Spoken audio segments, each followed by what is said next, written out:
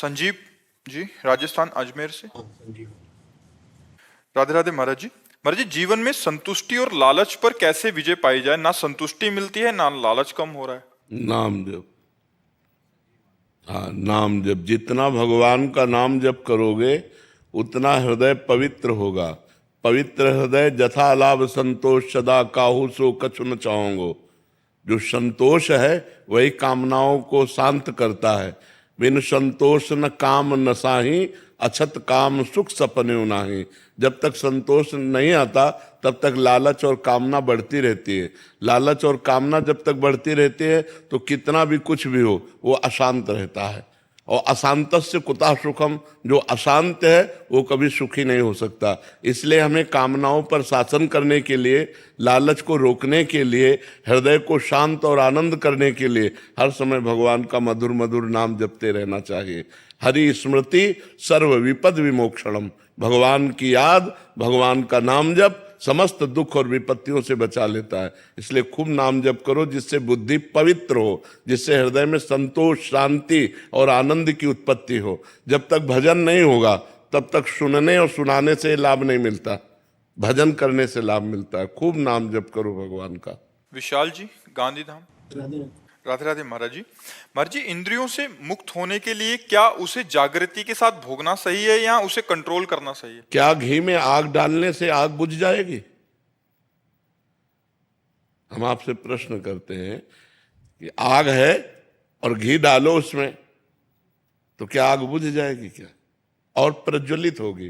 तो इंद्रियों को रोकने से हम इंद्रिय विजयी हो सकते हैं, ना कि इंद्रियों के भोगने से हम इंद्रियों के गुलाम हो जाएंगे और इंद्रियां हमारी भ्रष्ट होती चली जाएंगी। क्या भोगने से इंद्रियां कभी तृप्त हुई हैं? आप लोग तो गृहस्थ हैं, आप लोग बताइए कि क्या भोगने के बाद ऐसा लगता है कि अब कछुनाथ न चाहिए मोरे? भोगने से यही लगता है और भोगो, अब इसको नहीं, अब इस विषय को भोगो। भोगते भोगते मर गए, अनंत जन्म व्यतीत हो गए हमारे, लेकिन आज तक हमें तृप्ति नहीं हुई। हमको इंद्रियों पर शासन करना चाहिए, ना कि उनकी गुलामी में हमको बहते चले जाना चाहिए। हमारा मानव जीवन मिला है इंद्रिय विजयी होने के लिए, मनोविजयी होने के लिए। हम पशु नहीं है, हम मनुष्य है। हम भगवान का नाम जप करके, शास्त्रों का स्वाध्याय करके, गुरु चरणों की रज माथे पे धारण करके हम इंद्रियों को वश में कर सकते हैं।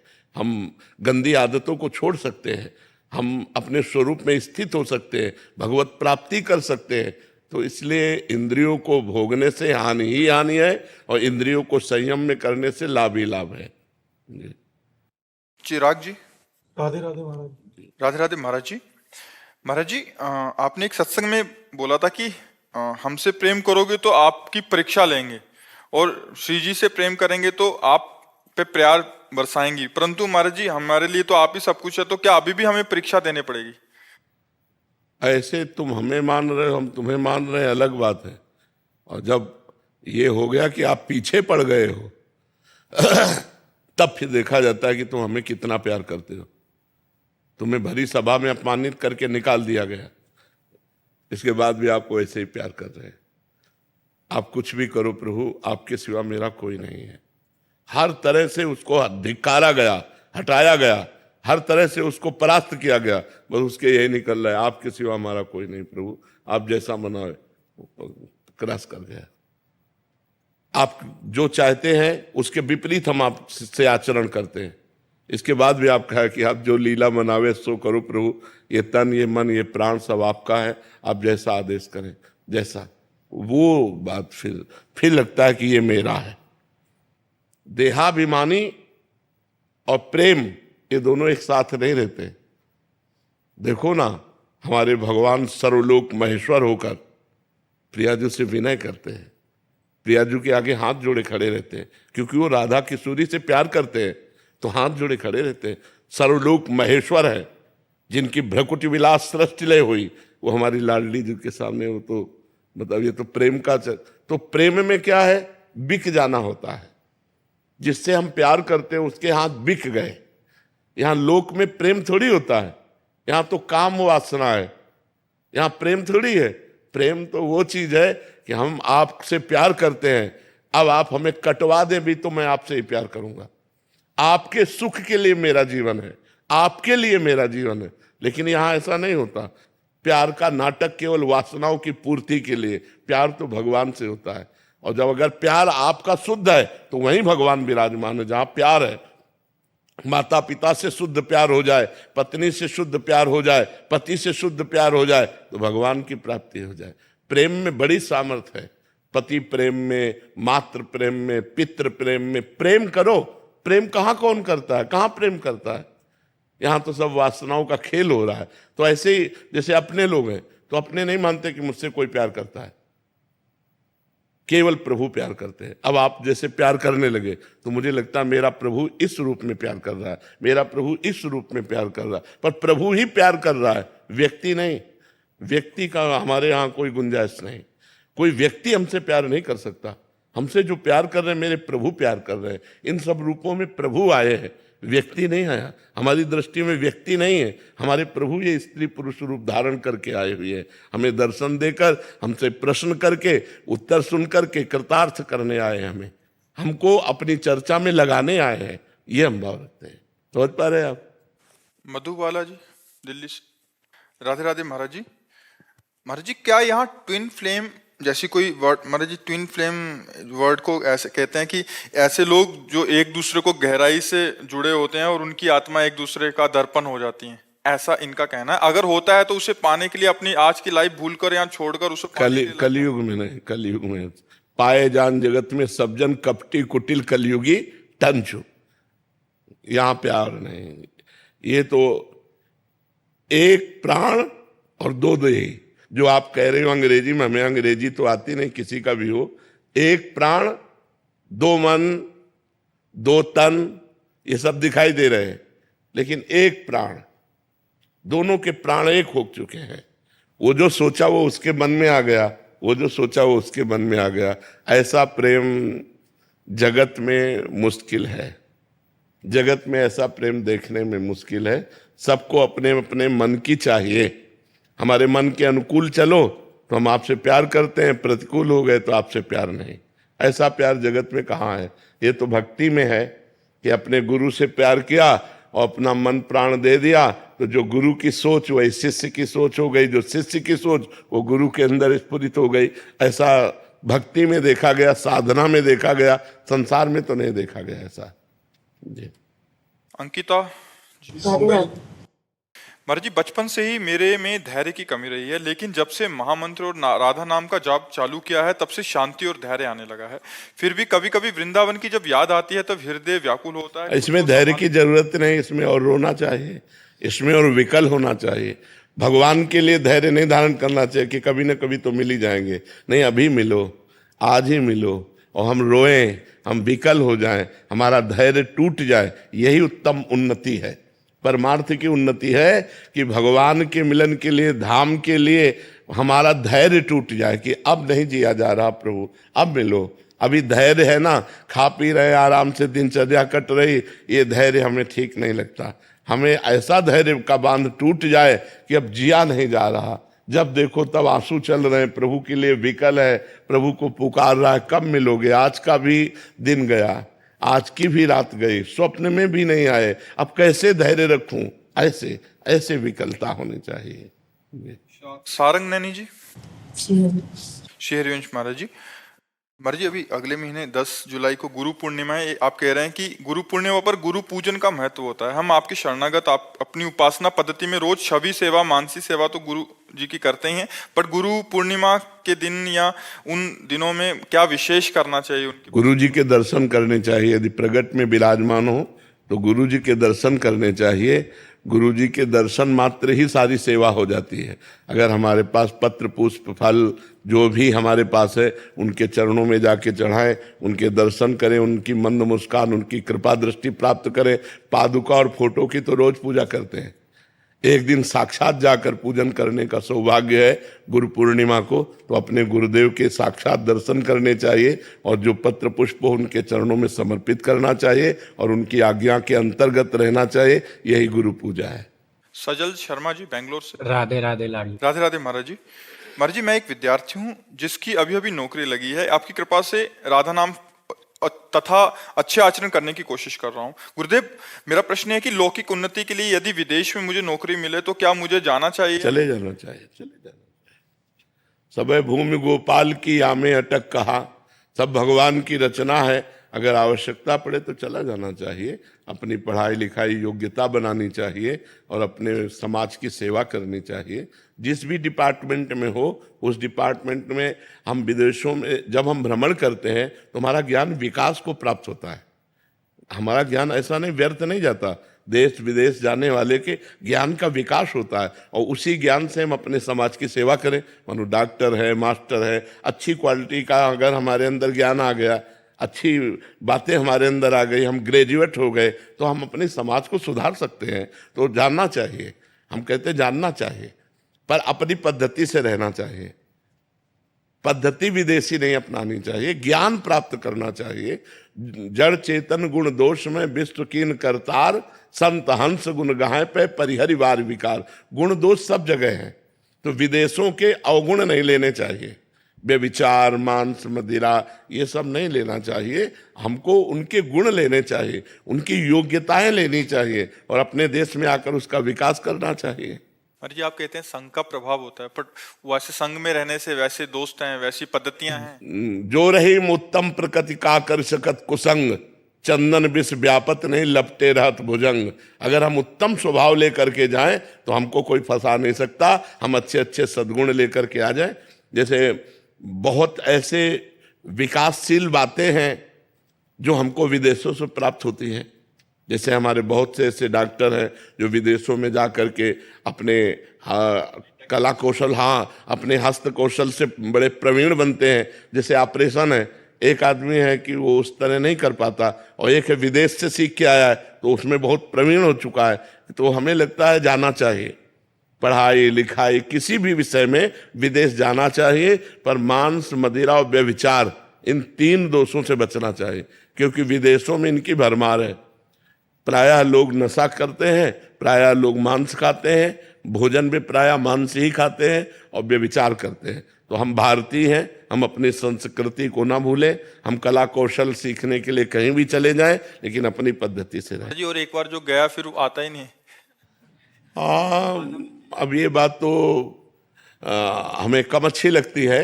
हम जाए लेकिन अपने देश के लिए सीख के लाए और अपने देश की उन्नति करें, अपने देश को पढ़ाएं लिखाएं, अपने देश की सेवा करें।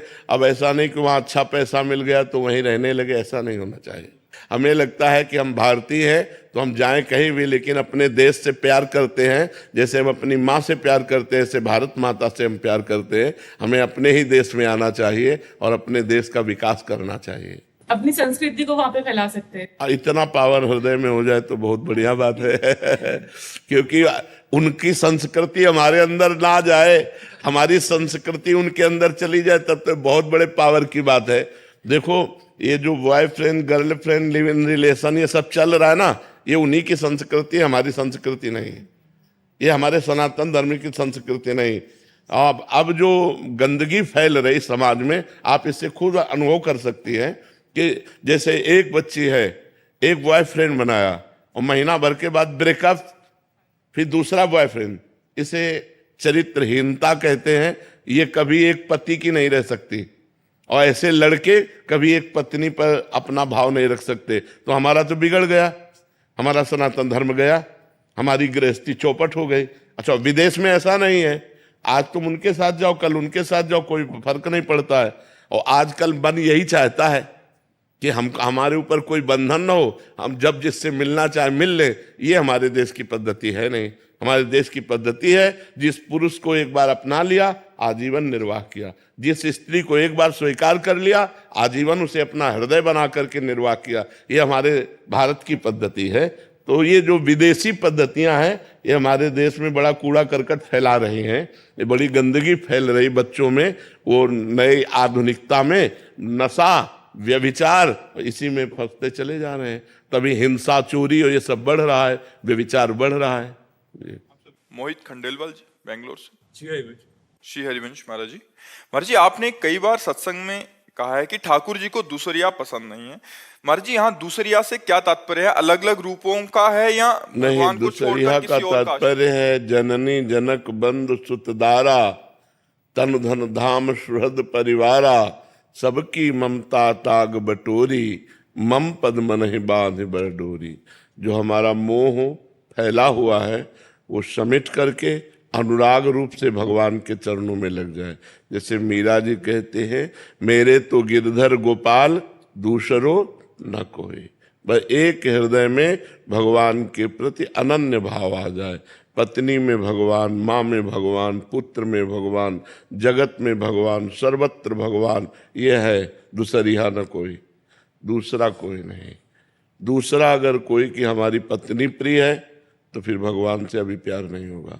पुत्र प्रिय है तो भगवान से प्यार नहीं होगा। पुत्र में भगवान है इसलिए प्यार है, पत्नी में भगवान है इसलिए प्यार है। और जिस दिन भगवान निकल जाए तो उसी पत्नी और पुत्र के प्यारे शरीर को हम दाह संस्कार कर देते हैं। शरीर से प्यार करते हुए भी हम आदर भगवान का करते हैं। अगर प्रिय पत्नी के शरीर से भगवान अंतर ध्यान हो जाए तो हम उसी प्रिय पत्नी के शरीर को पैसा देकर जला देते हैं, गाड़ देते हैं, फेंकवा देते हैं। अर्थात हमारे हृदय में आदर भगवान का ही है, लेकिन अनजान है हम ये जान जाएं कि मेरे भगवान पत्नी रूप में है, मेरे भगवान पुत्र रूप में, मेरे भगवान माँ रूप में, सब चराचर जगत भगवान का स्वरूप, जीवन मुक्त हो गए। यही बात है कि दूसरिया भगवान को पसंद नहीं। भगवान कहते हैं अनन्यस चिंतयन्तो माम ये जना परिपासते। जो जन मेरा अनन्य चिंतन करता है। अनन्य चिंतन का स्वरूप क्या है? सो अनन्य गति जाके असमति न टरे हनुमंत, मैं सेवक सचराचर रूप स्वामी भगवंत। सब चराचर जगत मेरे स्वामी का रूप है, मैं सेवक हूँ। यही अनन्य भाव है। समझ पा रहे हो आप? बबीता जी। राधे राधे महाराज जी। महाराज जी, मेरा प्रश्न है कि क्रिया योगी भी प्रभु की भक्ति करते हैं और स्वयं इच्छा से महासमाधि लेते हैं, देह त्याग करते हैं, पर भक्ति में इंतजार करना होता है मृत्यु का। नहीं, स्वयं इच्छा से कभी मृत्यु नहीं होती। उनको मृत्यु का पता होता है, कल 7:इतने पर हमारी मृत्यु का योग है, तो वो समाधिस्थ हो गए और कल छोड़ देंगे शरीर, क्योंकि उनको पता हो गया। भजन करने से पता हो जाता है कि कल हमारा शरीर छूट जाएगा। तो वो ऐसा नहीं है कि प्रभु के विधान का जो मृत्यु का समय है उसको टाल करके वो पहले ले लेते, नहीं, वो प्रभु के विधान के समय ही मृत्यु योग अपना उपस्थित मान करके समाधि को प्राप्त हो जाते हैं। कोई मनमानी जो मृत्यु करता है उसे क्या कहते हैं? और आत्मा वाले की दुर्गति होती, सदगति नहीं होती। समाधि जो ली जाती है उसमें प्रभु का संकेत होता है कि आज के अमुक दिन में अमुक तारीख में तुम्हारा शरीर पूरा हो जाएगा। तो वो उसी तारीख का चिंतन करते हुए समाधि ले लिया और बस शरीर पूरा हो गया। समझ पा रहे आप? ये पूछना था कि सर अगर भगवत प्राप्ति करनी हो, जीवन मुक्ति लेनी हो या प्रिया प्रीतम के चरणों को पाना हो, तो क्या सबसे सटीक हो? भजन।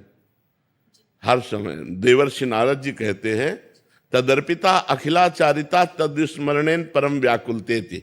समस्त आचरण भगवान के अनुकूल हो, शास्त्र अनुकूल हो और खूब नाम जप हो, भगवान के विस्मरण होने पर बड़ी व्याकुलता पैदा होने लगे, इसी का नाम भक्ति है, इसी का नाम साधना है और इसी से यही सर्वश्रेष्ठ है। इसी से भगवत प्राप्ति होती।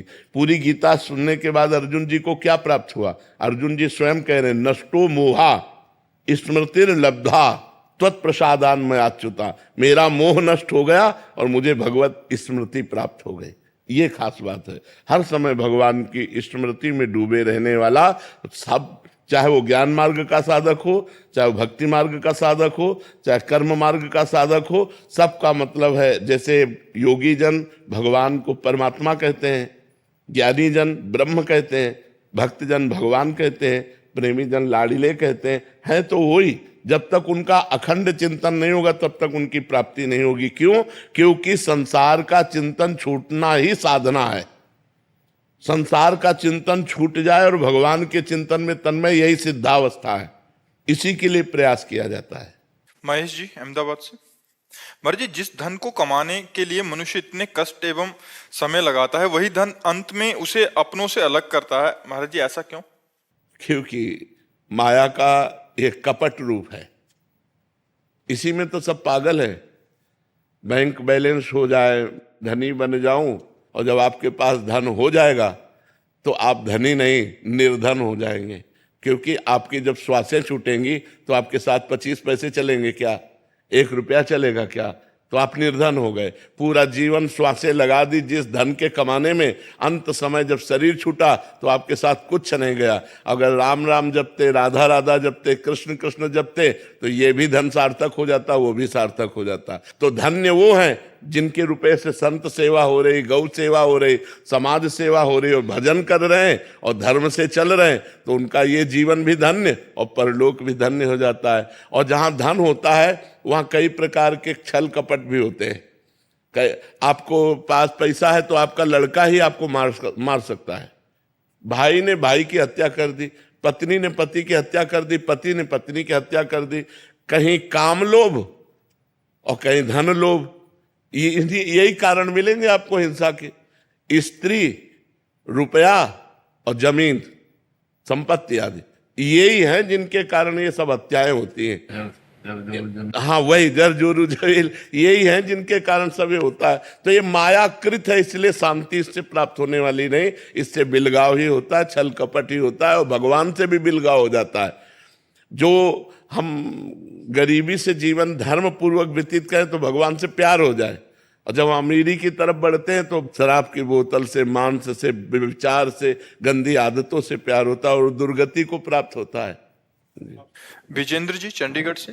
राधे राधे महाराज जी। महाराज जी, क्या मेरे द्वारा किया गया नाम जप मैं दूसरों के कल्याण के लिए समर्पित कर सकता हूँ? कर सकते हैं, कर सकते हैं। पहले भगवान को समर्पित करें। जो नाम जप करें पहले भगवान को समर्पित करें, और फिर भगवान से प्रार्थना करें जिसके प्रति आपको समर्पित करना है। फिर सरकारी विभाग है, जैसे राजकीय बैंक में आपने पैसा जमा किया, अब वहां से ट्रांसफर कर सकते हो आप। तो पहले नाम जब भगवान को समर्पित करो जिससे तुम्हारा मंगल हो, और वो नाम जब फिर किसी को भी दे दोगे तो वो पलट कर आपका और मंगल करेगा। उसका मंगल तो होगा ही, लेकिन एक नाम जप का मंगल और दूसरा नाम जप दान का मंगल, उसका भी तो फल है, वो आपका परम मंगल कर देगा। और जिसको देना चाहोगे उसको दे सकते हो नाम जप। जैसे अनुष्ठान होते हैं ना, तो ब्राह्मण लोग दूसरे के प्रति अनुष्ठान करते हैं तो उनको लाभ मिलता है ना, ऐसे हम नाम का अनुष्ठान करके किसी भी जीव का कल्याण कर सकते हैं। इसीलिए संत जनों को जगत बंधनी कहा गया कि वो अपना भजन करके जगत मंगल करते। सर्वे भवन्तु सुखिना, सर्वे सन्तु निरामया, सर्वे भद्राणि पश्यन्तु मा कश्चित् दुख भाग भवेत्। तो वो अपने भजन से ही तो जगत का मंगल करते हैं, इसलिए जगत पूजनीय संत जन होते हैं। जी। दिवाकर जी लुधियाना पंजाब से। राधे राधे। राधे राधे महाराज जी। महाराज जी, अगर ज्योतिषी में सबसे पहले से सब कुछ निर्धारित है तो फिर मेहनत करने का क्या महत्व? नहीं, ज्योतिष में क्या निर्धारित है? दो ही बात तो निर्धारित है, पूर्व का सुख और दुख। नए कर्म तो निर्धारित नहीं है ना। तो हम कोई पशु हैं क्या कि सुख दुख भोगते हुए काटते रहे? हम सुख को भोगेंगे, दुख को रौंदेंगे। ऐसी हम तपस्या करें, ऐसी साधना करें, ऐसा भजन करें कि परम सुख को प्राप्त हो और विपत्ति दुख को रौंद कर हम भगवान की प्राप्ति करें। ये हमारे भाग्य में नहीं लिखा, ये हमें नया करना होगा। हमारे भाग्य में दो ही कर्मों का फल लिखा है, पाप कर्म का फल दुख और पुण्य कर्म का फल सुख, बस इसके आगे नहीं। अब इसके आगे भजन करना, सत्कर्म करना, दान करना, तपस्या करना, तीर्थयाटन करना, भजन करना, ये हमारे भाग्य में थोड़ी लिखा है। ये हमको भजन करना है और करके हमें नए भाग्य की रचना करनी है। हम मनुष्य, हम कोई पशु पक्षी थोड़ी हैं, हम मनुष्य हैं। साधन धाम मोक्ष कर द्वारा, पाए न जे परलोक संभारा, सो परत दुख पावई, सिर धुन पछताए, काले कर्म ईश्वर मिथ्या दोष लगाए। नहीं, इस समय भजन करने का अवसर है। हम नया कर्म अनुष्ठान करके अपने भाग्य का परिवर्तन करने के लिए मानव देह प्राप्ति की, ना कि भाग्य के अनुसार केवल चलकर मिट जाना। ऐसा नहीं है। समझ पा रहे आप जी? रूबी जी चंडीगढ़ से। राधे राधे महाराज जी। महाराज जी, मैं नौकरी करती हूँ और ऑफिस आते व जाते समय व ऑफिस में समय मिलने पर मंत्र का या नाम जप का नियम लेती हूँ, लेकिन ज्यादातर समय मेरा ध्यान इसमें ना होकर दूसरे कामों में लग जाता है। कोई बात नहीं, भगवत प्राप्ति का हाँ कोई बात नहीं। जिस काम में मन लग जाता है उस काम को भी भगवान को समर्पित कर दो, ये कर्मयोग बन जाएगा। जो संसार का काम निष्काम भाव से करते हुए भगवान को समर्पित कर दिया जाता है वो भगवत प्राप्ति कराने के योग्य हो जाता है, वो कर्म योग हो जाता है। तो नाम जप करो, और जब नाम भूल करके कोई कार्य कर रहे हो तो उस कार्य को भगवान को समर्पित कर दो। 2 घंटा, 4 घंटा, 8 घंटा जो काम किया, हे सच्चिदानंद श्री कृष्ण, ये जो 8 घंटे हमने काम किए, ये समय 8 घंटे का समय मैं आपको समर्पित करूँ, वो आपको भगवत प्राप्ति कराने वाला बन जाएगा। उसे कर्मयोग कहते हैं, मदर्थ कर्मयोग, भगवद अर्पण कर्मयोग। तो इसलिए नाम जप करो, और जो कर्म में तन्मयता हो जाए और भगवान का विस्मरण हो जाए, उस कर्म को भी भगवान को समर्पित कर दो, वो भी भक्ति बन जाएगा। शंकी कुमार जी कनाडा से। राधे राधे श्री हरिवंश। श्री हरिवंश महाराज जी। महाराज जी, मैं एक मनोचिकित्सक और रिसर्चर हूँ। गुरुजी, आपने मेरा जीवन ही बदल दिया। मैं 2 साल से आपको फॉलो कर रही हूँ और मुझे राधा नाम बहुत अच्छा लगता है, और जिस दिन नहीं होता उस दिन मेरे को दिक्कत, बहुत परेशानी होती, कष्ट होता है। जब मुझे कोई, महाराज जी, मैं किसी को दुखी देखती हूँ और उनको नाम जप और सत्संग के बारे में बताती हूँ, फिर मुझे लगता है कि आपने बोला है कि पहले खुद तो भगवत प्राप्ति कर लो, ज्ञान नहीं, ऐसा करना चाहिए, ऐसा करना चाहिए। अपने मित्र परिकर को सद उपदेश करना चाहिए, सदमार्ग में चलाना चाहिए। हम अपनी अनुभूतियां भले ना बताएं, लेकिन हमने संत से ऐसा सुना है कि राधा नाम जपने से मंगल होता है। हमने संत से सुना है शराब नहीं पीना चाहिए, मांस नहीं खाना चाहिए, पर स्त्री गमन नहीं करना चाहिए, पर पुरुष गमन नहीं करना चाहिए। ये बातें तो हम सब अपने मित्र परिकर को सबको बता सकते हैं ना।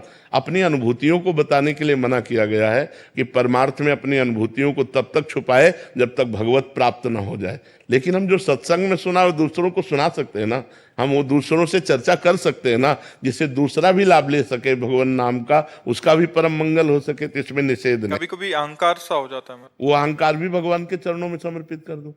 ये बात आ गया कि मेरे द्वारा इनका परिवर्तन हुआ, तो ये भी भगवान को समर्पित कर। ये तो समर्पण योग बहुत बढ़िया योग है, बहुत बढ़िया योग। अगर हम अहंकार पूर्वक कोई कार्य करते हैं तो उसको भी भगवान को समर्पित कर देते हैं, तो भगवान अहंकार का नाश कर देंगे। हमारे भगवान के द्वारा ही अहंकार का समन होता है, वो अहंकार भी पवित्र हो जाएगा जो भगवान के चरणों में समर्पित हो जाएगा। गुरुजी, कभी कभी जैसे सब पूछते हैं, जैसे इसके बारे में अगर हम बात करते हैं इतने समय से, तो लोग बैठ के पूछते हैं अच्छा और क्या करना चाहिए, और क्या करना चाहिए। तो लगता है कहीं मेरा भजन ना रुक जाए अगर मैं सबको ये चीज बताऊं। नहीं, ऐसा बताओगी तो आपका भजन और बढ़ेगा। जब हम अपने प्रिय प्रभु के नाम को, प्रभु की कथा को, प्रभु के मार्ग को सैकड़ों में बांटते हैं, तो उसका भी तो लाभ हमें मिलता है। वो पलटकर हमारा मंगल करता है, तो हमें और उन्नति होती है। इसमें ऐसा ना सोचिए। भगवान ने आदेश किया, मत चित्ता मदगत प्राणा बोधयंता परस्परम कथयंत च माम नित्यम तुष्यंति च रमन्ति च। जो मेरे में चित्त लगाए, मेरे को प्राण अर्पित किए हुए भक्त जन है, वो आपस में बैठकर जब मेरी चर्चा करते हैं, मेरी चर्चा में खुश रहते हैं, मेरी चर्चा में रमण करते हैं, तो उनका उद्धार मैं करता हूं। भगवान कहते हैं, तेसाम सतत युक्तानाम भजताम प्रीति पूर्वकम तो ददामि बुद्धि योगम तम एन माम उपयांति ते। जो मेरी चर्चा करते हुए निरंतर मेरे भजन में लगे रहते हैं, उनको बुद्धि योग मैं प्रदान करता हूं। ऐसा भगवान आदेश करते हैं। ये भगवान की बात है, अपनी बात नहीं है। तो हमें भगवान की बात माननी चाहिए, बैठकर चर्चा करना चाहिए, भगवान नाम का उपदेश करना। आप भी नाम जप कीजिए, आप भी नाम कीर्तन कीजिए, आप बुरे आचरणों को छोड़ के तो देखिए आपको कितना आनंद आता है। ऐसा प्रलोभन देना चाहिए, ऐसा भाव देना चाहिए। कुलविंदर सिंह जी। राधे राधे गुरु। राधे राधे महाराज जी। महाराज जी, मेरा मन ना तो संसार में लग रहा है और ना ही पूर्ण रूप से इस परमात्मा में। हर समय चित्त खिन्न सा रह रहा है महाराज जी। उसे बढ़िया स्थिति है, अगर घसीटा चाहो तो घसीट सकते हो, भगवान की तरफ ले आओ। बंदो सीताराम पद जिन्हें परम प्रिय खिन्न। खिन्न जब मन हो जाता है तो एक आनंद की खोज होती है, एक शांति का रास्ता चयन करने का मन होता है।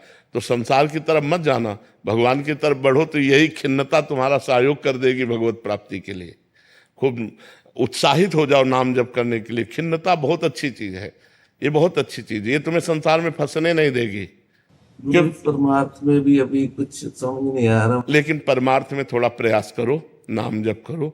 बिना नाम जप के बुद्धि का विकास नहीं होता। नाम जप करो, राम राम, राधा राधा, कृष्ण कृष्ण, हरि हरि, जो नाम प्रिय हो आप खूब नाम जप करो, तो देखो आपका मार्ग प्रशस्त हो जाएगा। नाम जप चलो जितने की कृपा करते हैं गुरु जी, पर मतलब कुछ अनुभूति मतलब अभी अब कैसे अनुभूति हो जाएगी? हम कई बार बताया है कि 500 ग्राम पाप है और 25 ग्राम नाम जप है। अब आप विचार करो कैसे परमानंद की अनुभूति होगी। जब 600 ग्राम नाम हो तब जाके वो 500 ग्राम पाप का नाश करके तुम्हें आनंद प्रदान करे। तो ऐसे लगता है चुट-पुट थोड़ा जप लिया और लगता है परमानंद की अनुभूति होती है। इसलिए और नाम बढ़ाओ और नाम जप करो।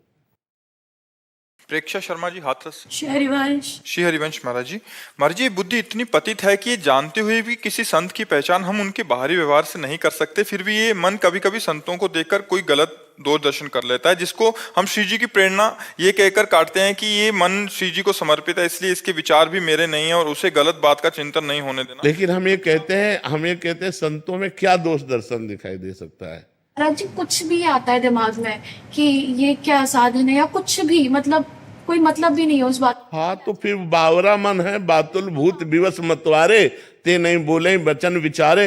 तो पागल मन है, जैसे पागल मन है तो फिर उसकी बात क्या माने? महाराज जी मैं तो श्री जी पे डाल देती हूँ कि श्री जी के जब मन ही श्री जी को समर्पित है तो विचार भी श्री जी के को समर्पित है। बढ़िया है, ठीक है, बस ऐसे करके संतोष करो, लेकिन वाणी से निंदा मत कर देना। क्यों? हाँ कोई बात नहीं, कलयुग का एक प्रताप है कि मानसिक पाप नहीं लगते, चाहे जिसके प्रति हो जाए। अगर वाणी से ना बोला जाए तो मानसिक पाप नहीं लगते। कलकर एक पुनीत प्रतापा, मानस पुण्य और होए नहीं पापा। जी डॉक्टर मनीषा शर्मा जी। राधे राधे महाराज। राधे राधे महाराज जी आज से 3 वर्ष पूर्व जीवन में एक भारी विपत्ति आई जिससे हम निकल नहीं पा रहे थे, फिर श्री जी की कृपा से आप हमारे जीवन में आए, उन्हीं की कृपा से आज हम आपके समक्ष बैठे हैं। महाराज जी इस संसार में हर प्राणी के जन्म एवं मृत्यु की तिथि एवं समय विधाता ने पहले ही रच रखा है, फिर यदि कोई आत्महानि करता है बहुत तो इसे दुर्गति पाप होती है, क्यों मानते हैं? बहुत दुर्गति होती है। क्यों? क्योंकि आपका शरीर प्रयोग करने का अधिकार है, शरीर को नष्ट करने का अधिकार नहीं, ना भारतीय कानून में ना भागवतिक कानून में। आपको शरीर मिला है, ये सरकारी गाड़ी है, तुम्हारी नहीं है। इससे परमार्थ की यात्रा करके भगवत प्राप्ति कर लो या बुरे आचरण करके नरक प्राप्त कर लो, इसके लिए तुम स्वतंत्र हो, लेकिन इसको नष्ट नहीं कर सकते। अगर इसे नष्ट करने की चेष्टा की तो भारतीय कानून भी तुम्हें बंदी बना लेगा और सरकारी जो भागवतिक कानून है वो तो तुम्हारी दुर्गति हो ही जाएगी, आत्महनन गति जाए। आत्म में बहुत बड़ा पाप है, ऐसे नहीं करना चाहिए। ये शरीर मिला है, दुख सुख भोग करके भगवान की प्राप्ति करो, नाम जप करो, जो प्रारब्धानुसार शुभ अशुभ कर्मों का फल आवे उसे भगवान का कृपा प्रसाद मान के भोग लो और जीवन को भगवान की इच्छा से पूर्ण करो। अपनी इच्छा से पूर्ण करोगे तो आत्महत्या मानी जाएगी। महाराज जी ये पूछना चाहती हूँ कि यदि कोई आत्मा हानि करता है तो ये भी तो विधाता ने ही रचा है। नहीं, ये विधाता ने नहीं रचा, ये मन ने रचा है, ये मन ने रचा है। जो पाप कर्म किए जाते हैं वो निगेटिव चिंतन पैदा करते हैं, नकारात्मक सोच पैदा करते हैं, वही डिप्रेशन में ले जाते हैं, वही सुसाइड का प्रेरणा करता है। आप गुप्त रूप से पाप करते रहो, आपका मन ही आपको दंड देगा, आपका मन ही बोलेगा फांसी लगा लो, आपका मन ही कहेगा गोली मार लो, आपका मन ही कहेगा जहर खा लो, आपका मन ही कहेगा रेल की पटरी में लेट जाओ, क्योंकि तुमने पाप कर्म किया। पाप कर्म के कारण तुम्हारी आयु क्षीण हो गई और वो अधोगति को प्राप्त हो रहा है। यह भागवतिक विधान नहीं होता, अकाल मृत्यु भागवतिक विधान नहीं होता, आत्मा भागवतिक विधान नहीं होता। ये हमारे कर्मों का विशेष फल होता है। कोई महान अपराध, महत अपराध बन गया जिससे आत्महत्या का योग लगा। लेकिन महाराज जी यदि कोई खुद को बेगुनाह साबित करने के लिए कर लेता है, उसका पूर्व पाप है। ऐसा नहीं, बेगुनाह साबित करने के लिए हम आत्महत्या नहीं कर सकते। बेगुनाह साबित करने के लिए हमने अपना प्रयास किया, इसके बाद अगर हमें दंड मिलता है तो उस पाप का दंड मिलता है जिसका हमने भोग नहीं भोगा। कोई गुप्त पाप है और वो पूर्व का पाप, अभी हम अपराधी नहीं हैं लेकिन मुझे सजा मिल रही है तो मेरे पाप का ही फल भोगने को मिल रहा है, अन्य नहीं। मुझे चाहिए आत्महत्या ना करके उस दंड को स्वीकार करके हम भोग लें, चाहे भले फांसी क्यों ना मिले, तो हमारा पूर्व का सारा पाप नष्ट हो जाएगा, हमें भगवान की कृपा प्राप्त होगी। हमें आत्महत्या करने का अधिकार कदापि नहीं, किसी भी परिस्थिति में नहीं है।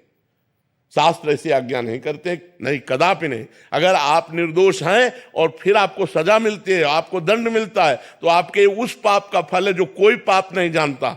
आपने वो पाप किया और कोई जानता नहीं, उसकी कोई प्रायश्चित नहीं, उसकी कोई सजा नहीं, वो पाप आकर के आपको यहां निर्दोष स्थिति में दंड प्रदान कर रहा है। एक हम आपको कथा सुनाते हैं, प्रगट की है, उसे कथानक रूप में कहा गया। एक स्वर्णकार था, वो बहुत बेईमानी से सोने का काम करता था, मिलावट करके असली सोना रख लेना और नकली बना करके देना, ऐसा। और 2 राजकीय कर्मचारी आते थे उसके यहाँ, पुलिस वाले, वहीं रात्रि में सोते खाते पीते, गश्त लगाने वाले जो होते।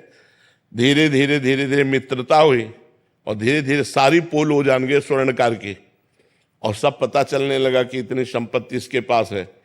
अब उन दोनों ने एक दिन प्लान किया कि स्वर्णकार को मार देते हैं।